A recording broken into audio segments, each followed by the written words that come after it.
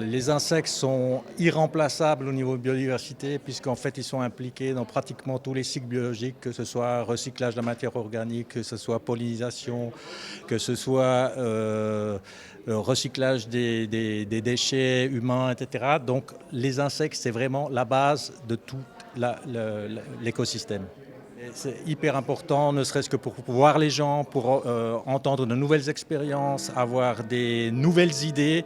Donc l'échange, c'est vraiment ça qui est important. Échange et puis, faire que l'insecte devienne un outil qu'on utilise aussi dans une logique Naturschutz, dans une logique protection et conservation. Donc moi, je trouve ces journées hyper importantes.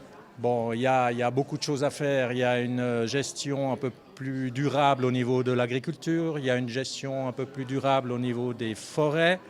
Il y a une application rigoureuse de la législation que l'on a, c'est-à-dire la protection des espèces, la protection des habitats. Il y a des choses à faire non seulement à l'extérieur des biotopes d'importance nationale ou des réserves naturelles, mais aussi à l'intérieur des réserves naturelles, parce qu'on sait que les communautés, notamment les communautés d'insectes, voire les communautés végétales, se dégradent aussi dans les milieux protégés, en fait, quelque part. Donc il y a des actions multiples qu'on peut faire. Et je dirais à la fin, tout le monde peut faire quelque chose, notamment dans son quotidien, peut faire quelque chose dans son jardin pour, disons, au moins supporter la biomasse. On ne va pas forcément supporter les espèces les plus rares, mais au moins on va donner des possibilités à des espèces de se développer en milieu urbain, et c'est important pour la biomasse, c'est important pour les hirondelles, c'est important pour les chauves-souris. Alors, dans ma vie privée, j'essaye d'avoir un jardin le plus naturel possible. Ça, c'est le côté gestion habitat. Et puis, je fais des relevés de terrain dans les projets dans lesquels je suis impliqué, par exemple les projets de liste rouge nationale.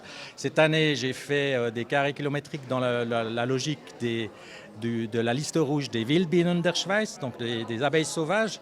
Donc, j'essaye de récolter de l'information. C'est mon métier par rapport à tout ça.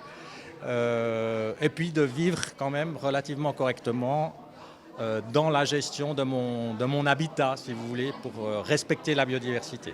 Moi, je dirais il y a quand même quelque chose à faire sur la diminution des biocides de manière générale dans l'ensemble des milieux agricoles, dans les vignes, etc. Donc on doit changer de mode de gestion au niveau de l'agriculture et de mode de production au niveau de l'agriculture, aller dans le sens d'une agriculture beaucoup plus durable. Je crois que ça, c'est fondamental.